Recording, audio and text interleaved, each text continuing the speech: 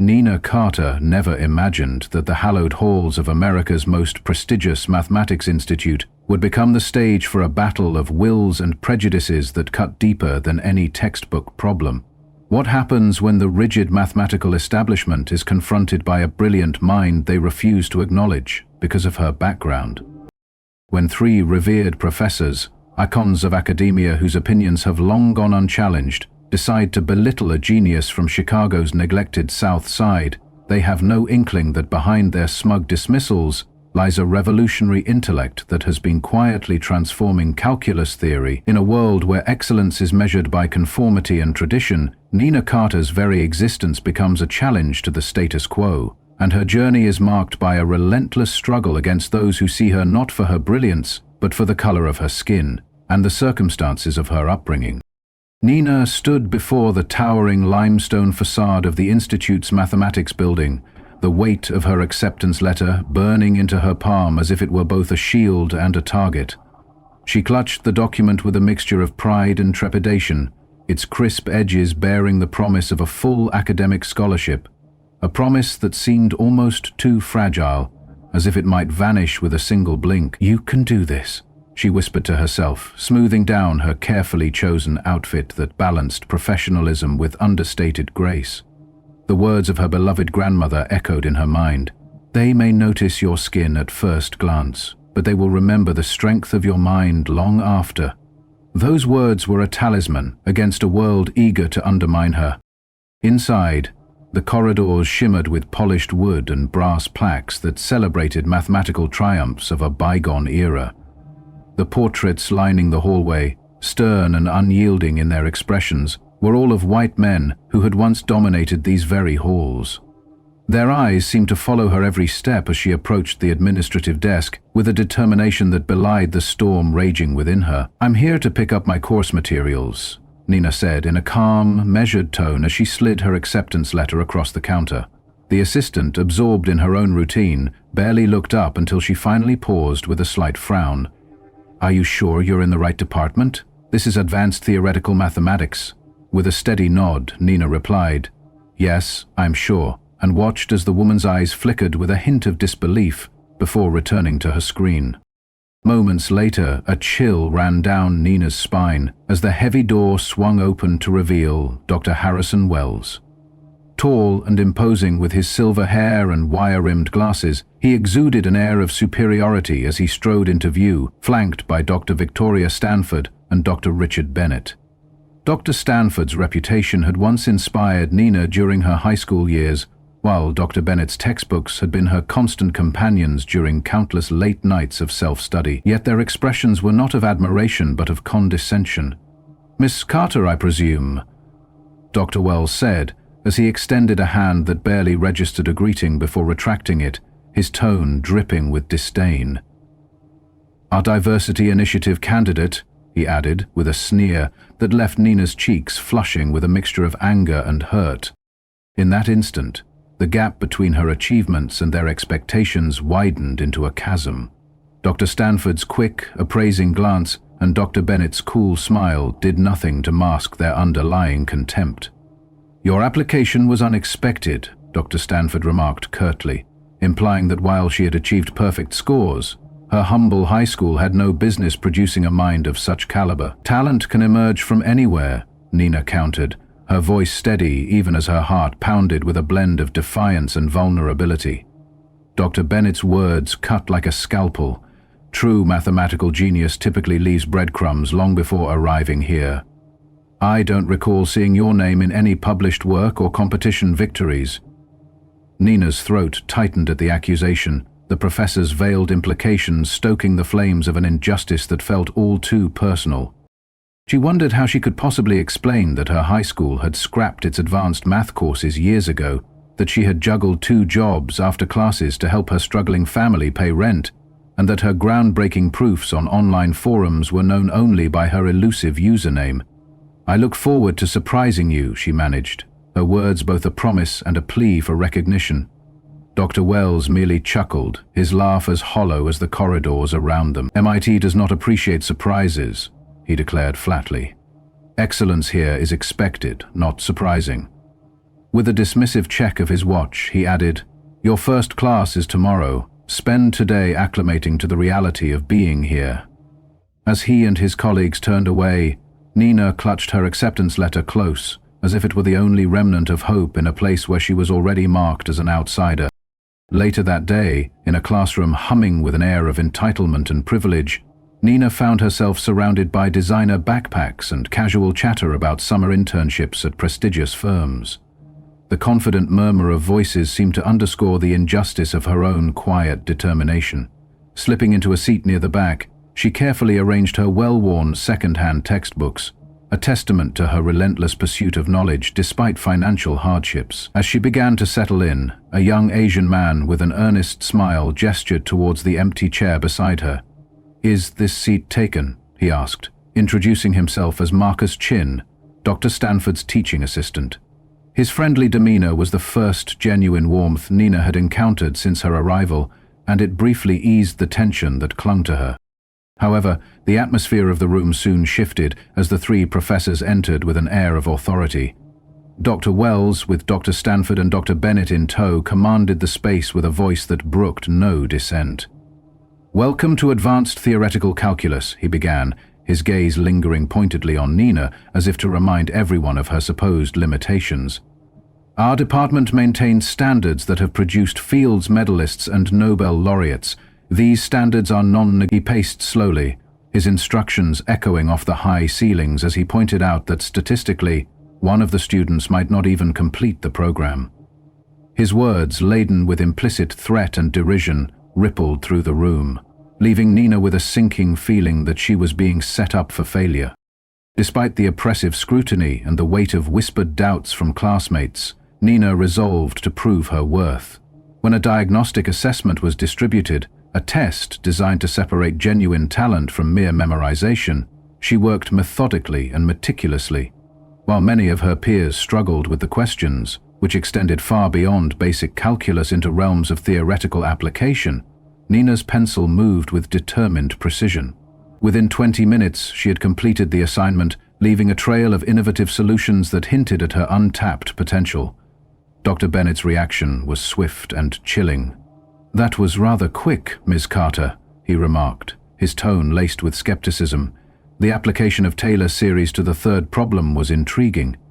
His words, meant to be a compliment, instead served as a veiled reminder that he doubted her abilities. As Nina returned to her seat, the hushed murmurs of her classmates reached her ears. Comments about her diversity scholarship and the improbability of her sustained success gnawed at her, but she held her head high. Marcus leaned over and quietly remarked, "You finished already? That's practically unheard of." His genuine tone offered a brief reprieve from the crushing atmosphere of expectation and doubt. Yet even his kind words could not erase the sting of the professor's earlier derision. Maybe his definition of impossible needs some revision, Nina thought aloud with a hint of defiance, her voice barely rising above the ambient noise of the classroom. After class, as the last echoes of lectures faded into the cool corridor, Dr. Wells called her aside. The room emptied, leaving Nina alone with the trio of professors, whose cold eyes weighed her every move.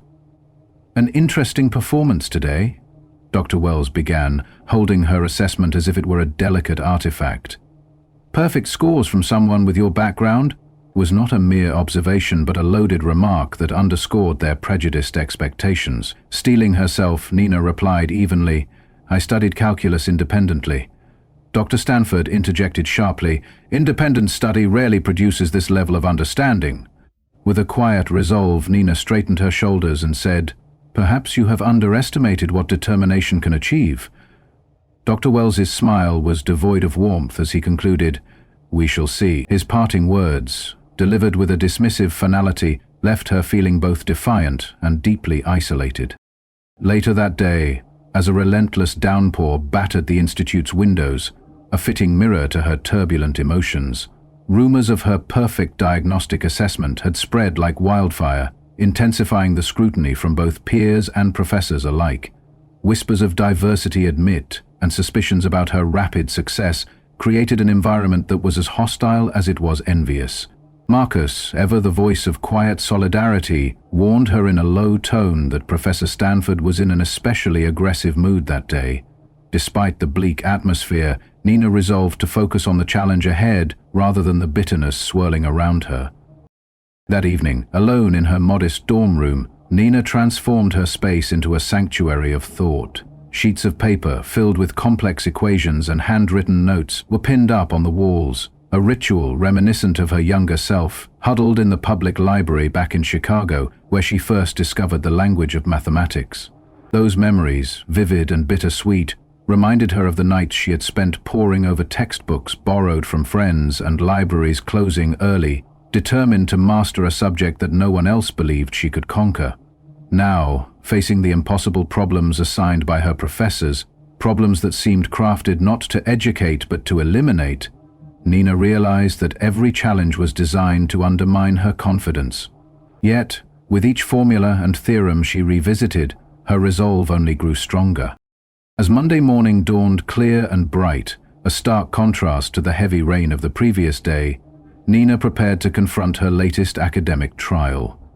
Clutching her completed assignment, which contained innovative solutions and fresh perspectives on problems deemed insurmountable by her detractors, she stepped into the lecture hall with a mixture of apprehension and quiet defiance. Every step was a testament to her resilience in the face of cruelty and prejudice, and every heartbeat echoed with the determination of a young woman who refused to be defined by the narrow expectations of an outdated system. In that moment, as she glanced around at the familiar faces, some filled with envy, others with thinly veiled disdain, Nina Carter stood as a living reminder that brilliance can emerge from the most unlikely of places, and that the price of prejudice is often paid in the form of lost opportunities and stifled potential. Her journey had only just begun, and despite the overwhelming odds, she vowed to shine a light on the injustice that had shadowed her path from the very start. Nina Carter placed her completed assignment on Dr. Wells' desk with a calm determination, her hand steady even though her heart was pounding.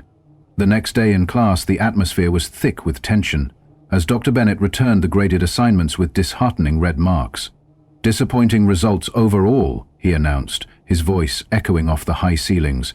One by one, he handed back papers that bore the scars of his harsh corrections until he reached Nina. He paused, then said loudly enough for the entire room to hear, "Miss Carter, your solutions were unusual."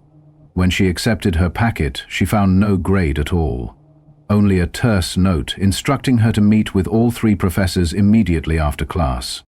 As murmurs of disbelief rippled through the room, Marcus, her supportive teaching assistant, leaned over and asked in a hushed tone, "What did you get?" Nina showed him the note, and his face darkened with concern. The rest of the day dragged on as Nina wrestled with a growing dread, each whisper from her classmates feeling like another weight on her shoulders. After class, she hesitantly made her way to Dr. Wells' office, where the tension was almost palpable. Inside, all three professors, Dr. Wells, Dr. Stanford, and Dr. Bennett, sat behind a large desk, her assignment open in the center as if it were a piece of evidence against her. "Miss Carter," Dr. Wells began in a cool tone, "we need to discuss the origin of your solutions." His voice was void of any warmth. Dr. Stanford's voice cut in sharply. "These solutions employ approaches found in obscure journals and advanced theoretical papers. It is statistically inconceivable that a first-year student from South Chicago could have developed them independently." Nina's pulse quickened as she steadied her voice and asked, "Are you accusing me of cheating?" Dr. Bennett interjected. "We are giving you the opportunity to explain. These techniques are typically mastered at the doctoral level." Taking a deep breath, Nina replied, "I developed those approaches on my own." Dr. Wells leaned forward and said, "That would be remarkably unlikely." With a firm yet trembling tone, she countered, "Unlikely isn't impossible, Professor. It's just statistically improbable." Then, without missing a beat, Dr. Wells informed her that the Academic Integrity Committee would convene on Thursday, and until then her participation in the course was suspended. As she turned to leave, Dr. Stanford added with a sneer, "Perhaps you'd be better suited to a less rigorous program, one with more supportive standards." The heavy door closed behind her with a finality that left her dignity intact, but her spirit wavering. Standing in the empty corridor beneath portraits of mathematical giants who had never truly understood the obstacles she faced, Nina felt a fierce determination stir within her. These professors had no idea who they were dealing with, but they were about to find out. The following day, she found herself in the intimidating meeting room of the Academic Integrity Committee. The room was lined with dark oak panels and adorned with portraits of stern-faced mathematicians whose disapproving gazes seemed to follow her every move. 7 committee members were present, including Dr. Wells, Dr. Stanford, Dr. Bennett, and 4 senior faculty members whose cold eyes betrayed no hint of empathy. Dean Hargrove, a silver-haired man with bushy eyebrows, called the meeting to order, his tone formal and unyielding. "We are here to address concerns regarding Ms. Carter's advanced theoretical calculus assignment," Dean Hargrove declared, as Dr. Wells slid a folder across the table. "The evidence is quite clear. These solutions incorporate methodologies from advanced theoretical papers that a first-year student from South Chicago could not possibly have developed independently." The mention of her background hit Nina like a blow, and her jaw clenched as the committee's eyes bore into her. "Ms. Carter," Dean Hargrove continued, "how do you respond to these accusations?" With all the resolve she could muster, Nina replied, "I solved these problems using approaches I developed on my own. If they parallel published methodologies, that is a case of convergent mathematical thinking, not plagiarism." At this, Dr. Stanford let out a sharp, dismissive laugh that rang in her ears like a final verdict. Before the committee could proceed further, the door swung open and Marcus rushed in. "I'm sorry for interrupting," he said, his voice filled with urgency, "but I have relevant information." Dr. Wells glared at him, clearly irritated, and Marcus continued, undeterred. "I have compiled evidence of departmental grading disparities that directly relate to this case. I have been tracking this data since my first semester." Dr. Bennett sputtered in disbelief. "This is highly inappropriate," while Dean Hargrove's frown deepened as he reminded Marcus that the meeting was solely about Nina's academic integrity and not departmental policies. "But they're directly connected," Marcus insisted, his tone earnest and defiant. Dr. Wells snapped, "Your presence is neither required nor welcome. Leave immediately or face consequences." With a look of quiet apology toward Nina, Marcus was escorted out of the room. Dr. Stanford then turned her cold gaze back to Nina. "Now, perhaps you would like to reconsider your position and admit to using unauthorized resources," she said condescendingly. Standing a little taller despite the crushing weight of the accusations, Nina said, "I cannot admit to something I did not do." Dean Hargrove adjusted his glasses and announced, "The committee will deliberate and you will be notified of our decision within 48 hours. Until then, you remain suspended from Dr. Wells' course." As Nina gathered her materials, she overheard Dr. Wells murmuring to a colleague, "This is precisely why we need to reconsider these diversity initiatives. They place unqualified students in positions where they are tempted to cut corners." His words burned like acid in her ears, deepening the sense of injustice and isolation she felt. Stepping out into the hallway, Nina was met by Marcus, who waited with a sympathetic look. "I'm sorry they wouldn't listen," he said softly. "What was that analysis you mentioned?"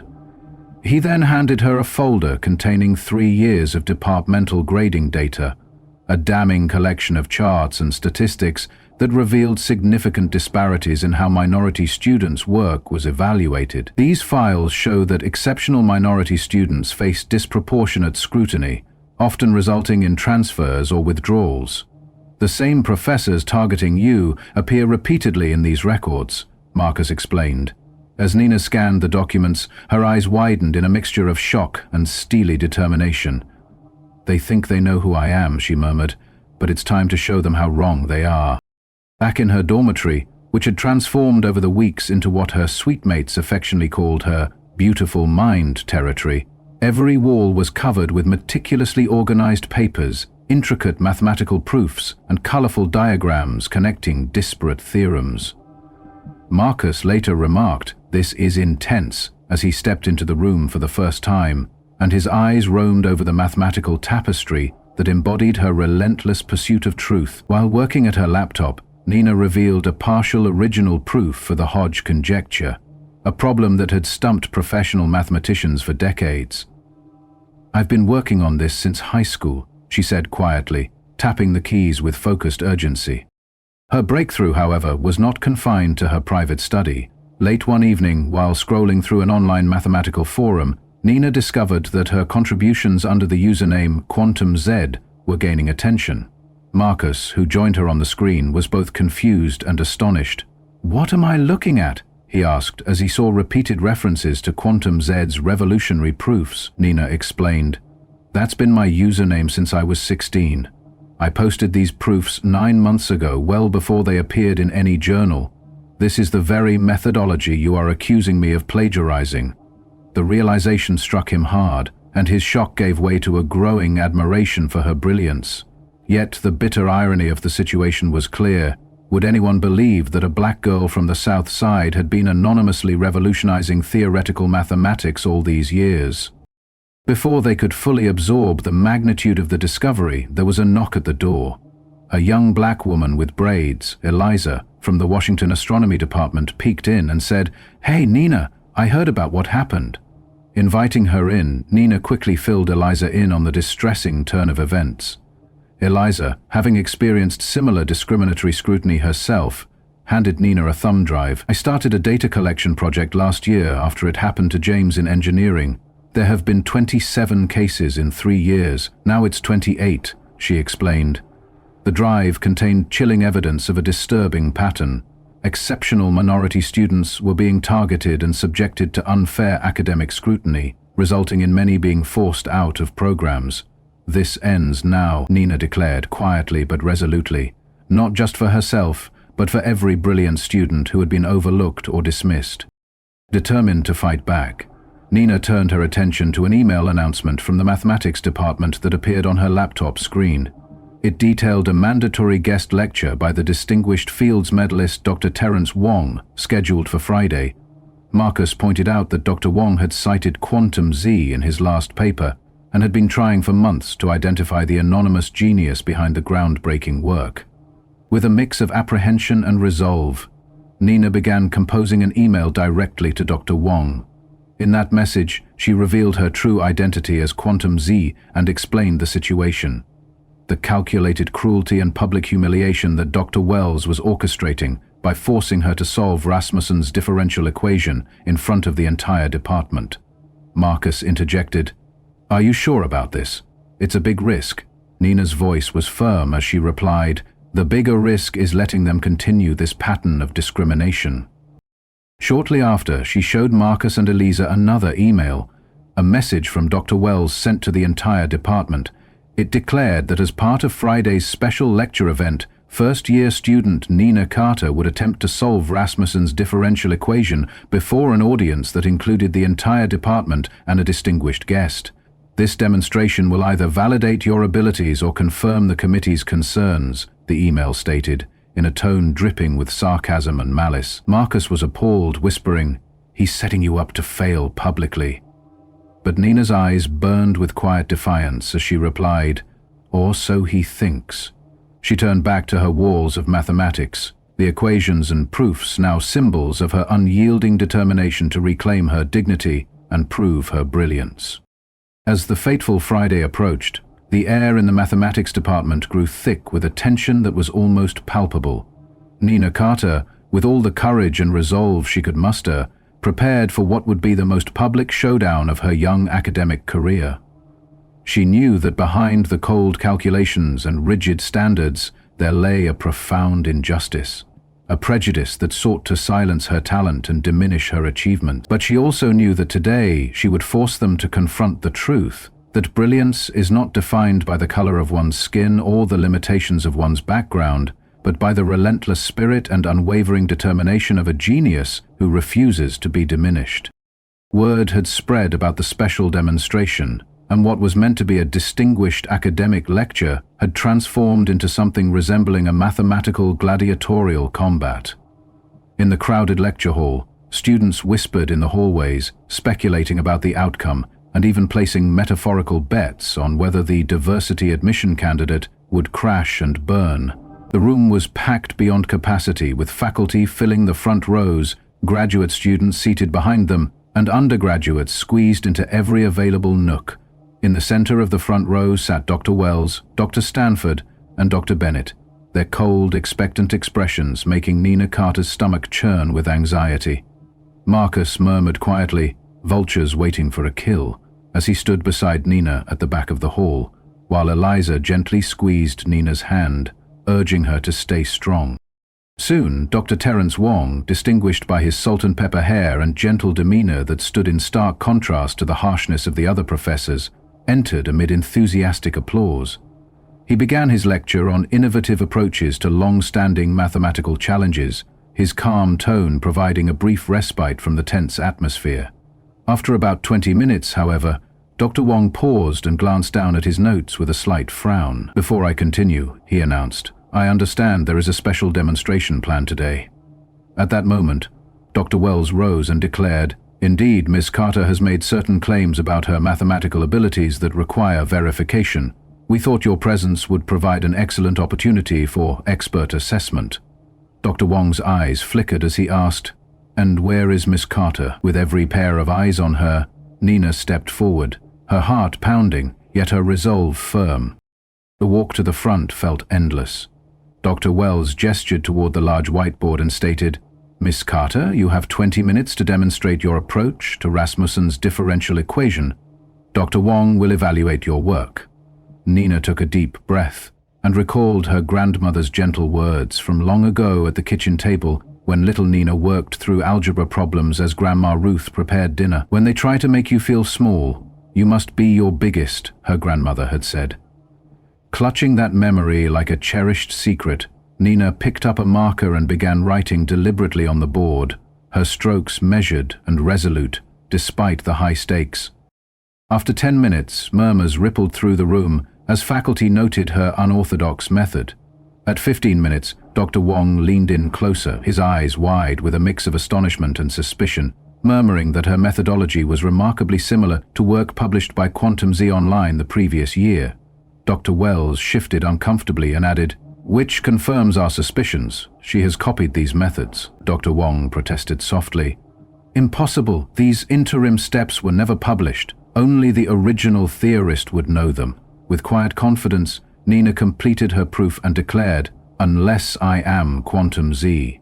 The hall erupted in stunned murmurs as Dr. Wells scoffed and Dr. Bennett sputtered in disbelief. Simultaneously, Marcus posted confirmation on the screen, while Eliza distributed printed evidence of Quantum Z's contributions, with timestamps preceding any journal publication. In that revelatory moment, the truth emerged. The brilliant mind behind the anonymous proofs was none other than Nina Carter, a determined young black woman from Chicago's South Side. Dr. Wong then commended her work, noting that her approach not only solved the equation but also forged a new connection to the Birch and Swinnerton-Dyer conjecture, a link that had been absent from conventional theory. As Dean Hargrove rose to demand explanations from the antagonistic professors, the cruelty of their baseless accusations and the depth of systemic bias were laid bare for all to see. In that charged atmosphere, support for Nina swelled, as students and even some faculty rallied behind her, determined to expose the injustice. Ultimately, Nina Carter's unwavering courage turned the lecture hall into a space where true genius triumphed over prejudice, forever challenging the very foundation of academic elitism. After the professors departed, the dynamics in the room shifted palpably. The provost turned to Nina and said, "Now, Miss Carter, let's discuss how we move forward and what it will take for MIT to retain a mathematician of your caliber." 1 week later, the Academic Integrity Committee reconvened in a large conference room filled to capacity with students, faculty, and administrators. Nina sat at the main table, flanked by her steadfast friends Marcus and Eliza, while Dr. Wells, Dr. Stanford, and Dr. Bennett appeared diminished, their usual arrogance replaced by forced neutrality. Dean Hargrove called the session to order, explaining that the hearing was a watershed moment for the institution. He recounted how Nina Carter's secret identity as Quantum Z had made national news, how prestigious universities had extended offers, and how MIT had launched a comprehensive review of minority student experiences after Eliza's damning data went public. The provost then spoke directly to Nina, offering a profound apology for the baseless suspicions and the cruelty she endured. "Your extraordinary talent should have been nurtured from day one, not subjected to unfounded allegations," she said. Nina accepted the apology with quiet dignity and added, "What matters now is ensuring that no other student has to endure what I did." As the session concluded, Marcus leaned over and asked softly, "How does Vindication feel?" Nina replied, "It's only the beginning." Later, Dr. Wells approached her with a strained admission. "Miss Carter, I misjudged you." She replied calmly, "You never truly saw me at all." Outside, a jubilant crowd of students cheered as Nina emerged onto the steps of the administration building, cameras flashing and voices raised in support. A reporter asked what was next, and Nina answered, "We must make sure that those 28 students are never just statistics again." For the first time since arriving at MIT, Nina Carter felt fully herself. Not merely Quantum Z or a student fighting for recognition, but as Nina Carter in all her brilliant, unyielding truth.